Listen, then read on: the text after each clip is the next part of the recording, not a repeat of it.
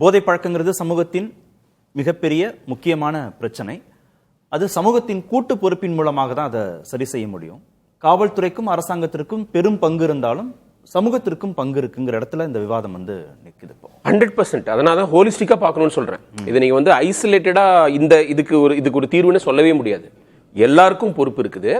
Madam இந்த சினிமாவை பத்தி சொன்னாங்க. சினிமாவுக்கு மிகப்பெரிய பொறுப்பு இருக்கு. என்னை பொறுத்த வரைக்கும் ஃப்ரீடம் ஆஃப் எக்ஸ்பிரஷனுக்கு ரெஸ்ட்ரிக்ஷனே இருக்கக்கூடாதுன்னு நினைக்கிறேன். எந்த புக்கையும் பேன் பண்ணக்கூடாது, எந்த சினிமாவையும் பேன் பண்ணக்கூடாது, என்ன வேணா பேசலாம். ஆனால் நீங்க இப்ப இருக்கிற ரத்த கிளறி நீங்க ஒரு தியேட்டர்ல போய் உட்காந்துட்டு இந்த படத்தை நம்ம நிம்மதியா பார்த்துருவோம்னு நினைக்கவே முடியாது. அந்த மாதிரி ஒரு ரத்த ஆறு ஓடுதுங்க. அது நீங்க ரஜினி படம்லாம் 80கள் 90கள் நாங்க பார்க்கும்போது ஜாலியா இருக்கும், எவ்வளவு சண்டை இருக்கும், ரத்தத்தையே பார்க்க முடியாது. ஆனா இப்ப அவர் நீங்க அந்த ஜெயிலர் கூலிலாம் பார்த்தீங்கன்னா பழைய ரஜினி ஃபேன்லாம் ஷாக் ஆயிடுவாங்க. அதுக்கு கிடைக்குது, அந்த அளவுக்கு வன்முறை இருக்குது. அது நீங்க தேவையில்லாத வன்முறை, படத்துக்கே தேவையில்லாத வன்முறை. இந்த வன்முறை தான் கலாச்சாரங்கிறத படங்கள் நிறுவிட்டு இருக்குங்க. இதான் ரீல்ஸ் மோகமா அதிகரிக்கும். எக்ஸாக்ட்லி. இங்க அவர் ரத்தத்துல குளிக்கிறாரு. இப்ப நீங்க அது ஒரு கல்ச்சர் ஆயிடுச்சு, அது ஒரு யூனிவர்ஸ்ன்றாங்க. எனக்கு புரியல. துன்புறுத்துறது, அச்சப்படுத்துறது, ரத்தம் வராம படமே கிடையாது, சகஜமாயிடுச்சு. அந்த மாதிரி ஆயிடுச்சு. அதாவது எம்ஜிஆர் நம்பியார் கத்தி சண்டை போட்டிருப்பாங்க, அவ்வளவு படம் பார்த்திருப்போம். நீங்க ராஜா காலத்து படம் பார்த்திருப்போம், அதுல கூட இவ்வளவு ரத்தம் பார்த்தது இல்ல. அதை ஒரு கல்ச்சர் ஆக்கிட்டாங்க. இதுதான் இந்த காலத்துல இப்படிதான் இருக்கும், இதுதான் கிரியேட்டிவிட்டி, இதுதான் படம்ங்கிற மாதிரி பொறுப்பே இல்லாம எடுக்கிறாங்க. நீங்க கலெக்ஷனுக்கு ரத்தம் தான் காரணங்கிற லெவலுக்கு அவங்களுடைய எண்ணம் மாறி இருக்கு. அதே மாதிரி ரத்தத்தை காமிக்காத டைரக்டர்ஸ் கூட அப்படி வந்துடுறாங்க. இது பொறுப்பற்ற தன்மை. அதாவது நீங்க பாக்ஸ் ஆஃபீஸ் கனெக்ஷனுக்காக நாங்கள் என்ன வேணா பண்ணுவோம், சமுதாய பொறுப்பே கிடையாது. அப்புறம் நீங்க நான் என்ன சொல்றேன்னா, அந்த பட்டா கத்தியை அரசியல் தலைவர் கூட கொடுக்காதீங்கன்றேன். நீங்க ஒரு சாதாரண ஆள் நீங்க பர்த்டே கேக் அதை கட் பண்ணா நீங்க அரெஸ்ட் பண்றீங்க.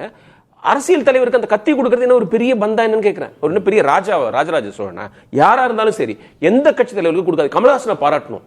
ஒரு தொண்டர் அடம் பிடிக்கிறாரு, கொடுப்பேன், வாங்க முடியாதுன்ட்டார். அதை ஏதோ ஒரு ஃபங்க்ஷன்ல அது ஒரு பொறுப்பு தானே. அது இந்த காலத்துல 21st century என்ன வால் கொடுக்குறீங்க, எதுக்கு பட்டாக்கத்தி கொடுக்குறீங்க அப்படின்னு கேட்கறது கரெக்ட் தானே.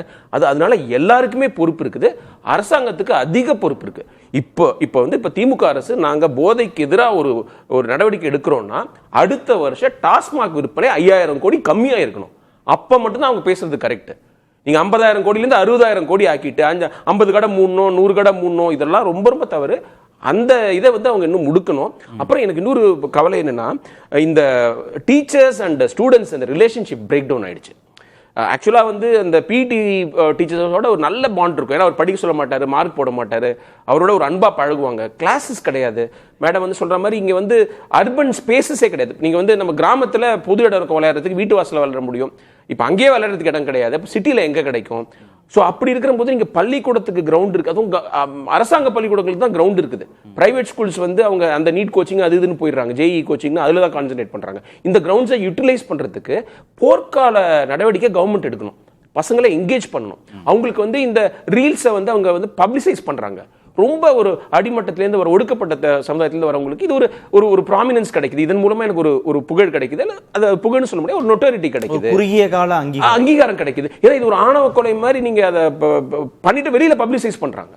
அதை நீங்க அவங்களுக்குள்ளாரே வச்சுக்கிட்டு அவங்களுக்கு பெருமை இல்லை, வெளில காமிக்கிறாங்க, நான் பண்ணிட்டேன்னு காமிக்கிறாங்க, ஜெயில இருந்து ரீல்ஸ் போடுறாங்க, கோர்ட்ல இருந்து போடுறாங்க. இது மாறுறதுக்கு நீங்க அந்த பசங்களை பிடிச்சி அறிவுரை பண்ணா செய்ய மாட்டாங்க, எதுவும் திண்டிர மாட்டாங்க. அவங்களுக்கு நீங்க வேற ஒரு நல்ல ஒரு ஹெல்தியர் சாய்ஸ் கொடுக்கணும். அதுக்கு இவங்க பிசிக்கல் எஜுகேஷன் டீச்சர்ஸ் அப்பாயிண்ட் பண்ணணும், கிரவுண்ட்ஸை யூட்டிலைஸ் பண்ண வைக்கணும், எக்யூப்மெண்ட் கொடுக்கணும். கவர்மெண்ட் தன்னுடைய பொறுப்பை தட்டி கழிக்க முடியாது.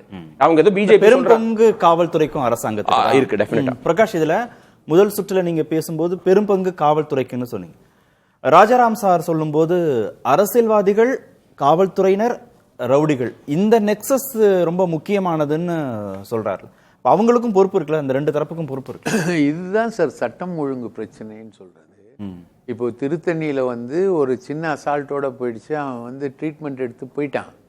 சப்போஸ் அவன் செத்து இருந்தா, இல்ல அதுவும் ரீல்ஸா வெளியே வந்ததுனால இல்ல, சப்போஸ் அவன் செத்து போயிருந்தா, ரீல்ஸ் எடுத்த அப்புறமும் அவன் செத்து போயிருந்தா, சட்டம் ஒழுங்கு பிரச்சனை.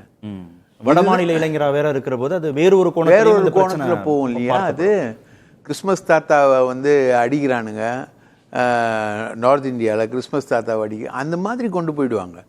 சார் நீங்கள் ஆணவ கொலைகளை நீங்கள் பாருங்கள். ஆணவ கொலைகள் பெரிய அளவுக்கு நின்னதுக்கு காரணம் திரைப்படம். திரைப்படங்கள்ல ஆணவ கொலைகள் வந்து பெரிய அளவுக்கு டிஸ்கஸ் பண்ணப்பட்டது, பேசப்பட்டது. நான் கண்ணகி முருகேசன் நேராக பார்த்துருக்கேன். கண்ணகியும் முருகேசனையும் காதில் விஷம் ஊற்றி அவங்கள சாவடித்ததை பார்த்துருக்கேன். அந்த மாதிரி ஆணவ கொலைகள் எப்படி வந்ததோ அதே மாதிரி தான் போதையும். இப்போ ரஜினிகாந்த் எடுத்துக்கோங்க, அவர் வரக்கூடிய படத்தில் தம் அடிச்சுக்கிட்டு தான் வருவார், இது பண்ணிட்டு தான் வருவார். இப்போது வில்லனாக இருக்கிறவன் வந்து கம்ப்ளீட்டாக போதையை எடுக்கிறதே காட்டுறானுங்க, ரைட்டுங்களா? இப்படி வச்சு உரியிறான், அவன் மூக்கில் உரியிறான்.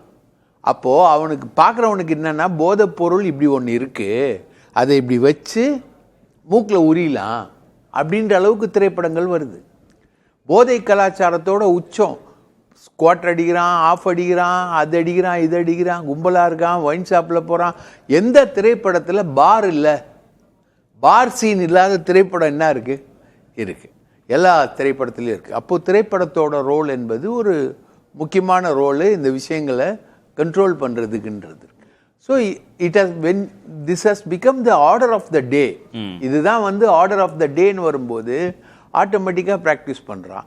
ஆட்டோமேட்டிக்காக ப்ராக்டிஸ் பண்ணும்போது இந்த லாட்ரி சீட்டு விற்கிறவனுங்களை மாதிரி தான், ரைட்டா? ஆட்டோமேட்டிக்காக ஒரு நெக்ஸஸ் உருவாகுது, ஆட்டோமேட்டிக்காக அரசியல்வாதி வரான், ஆட்டோமேட்டிக்காக போலீஸ் வரான், எல்லாருமே ஒரு நெக்ஸஸ்குள்ளே உள்ள வரான். இதை பிரேக் பண்ண முடியாதா சார் ராஜாராம் சார்? நிச்சயமா பண்ணணும். இதை பண்ணாதான் வருங்கால சமுதாயம் வந்து கொஞ்சம் நல்ல சமுதாயமாக வரும். ஏன்னா இப்போ சமுதாயம் வந்து ரொம்ப கெட்டு போயிட்டு இருக்கு. இதுக்கு இந்த சமுதாய சிந்தனை ஒரு சின்ன உதாரணம் சொல்றேன். முன்னாடி 2 நண்பர்கள் பார்த்தாங்க, இல்ல யாராவது உறவினர்கள் பார்த்தா என்ன பண்ணுவாங்க, பக்கத்தில் இருக்க டீ கடையில் டீ சாப்பிடலாமாங்க, இல்லை ஹோட்டலில் பகுதி காஃபி சாப்பிடலாமாங்க. இப்போ வந்து டாஸ்மாக்கு போகலாமா?